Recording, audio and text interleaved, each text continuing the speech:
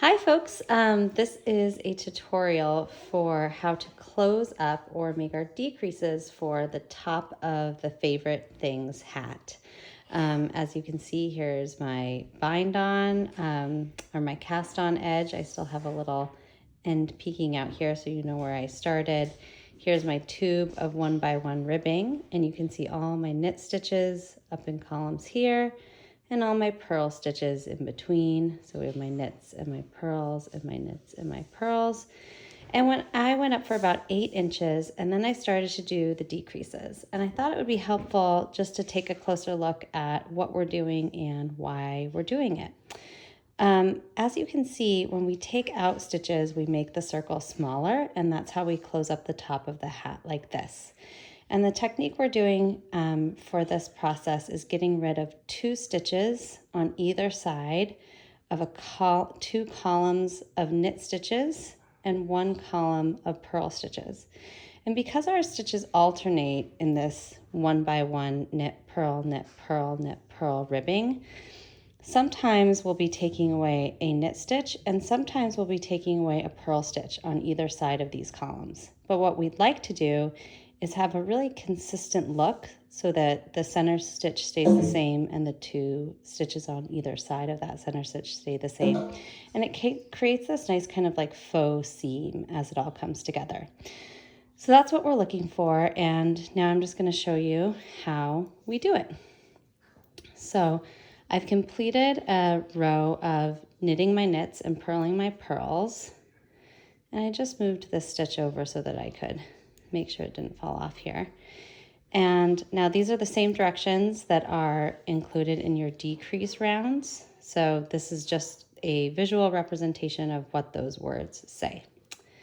So I'm going to slip, slip, knit, and this is combining 2 stitches. It's also called a left leaning decrease. And what I've done is I've knit 2 stitches together, but in such a way that the stitch that came before is on top of the stitch that came after. So you can see this line of knits is all in one column. And now I'm going to purl, knit, purl, knit. So I'm just knitting my knits and purling my purls all the way until I'm 3 stitches before my marker. And here I am already because I've done quite a few rounds of decrease. I think I've done 3 rounds of decreases. And now I'm just going to knit these 2 stitches together.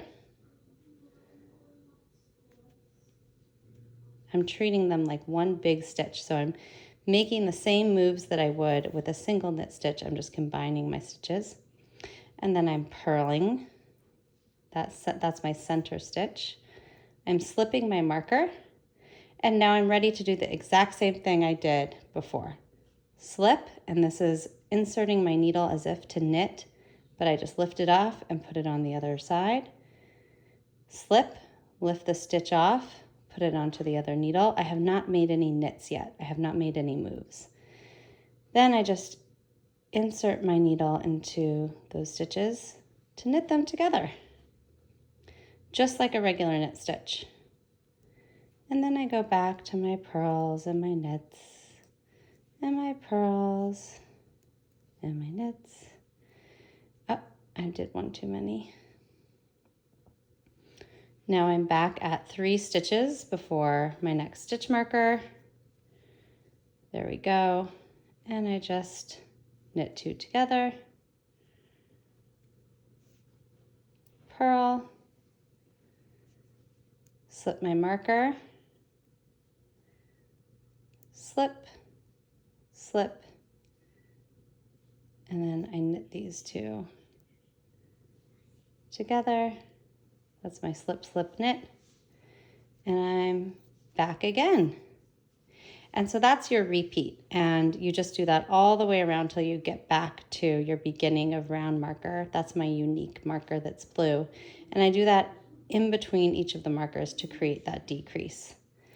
And now you'll see when we look backwards that I've decreased out another stitch, and you can start to see those more evidently, especially with the knit stitches as they move in and disappear. just like the pearls did behind them. And that is how we're going to decrease our hat. We're going to keep going. It's about time for me to change onto my double pointed needles, and there's a tutorial on how to do that as well. And here comes the shape of our hat. It's looking so good. Hope that was helpful. Bye.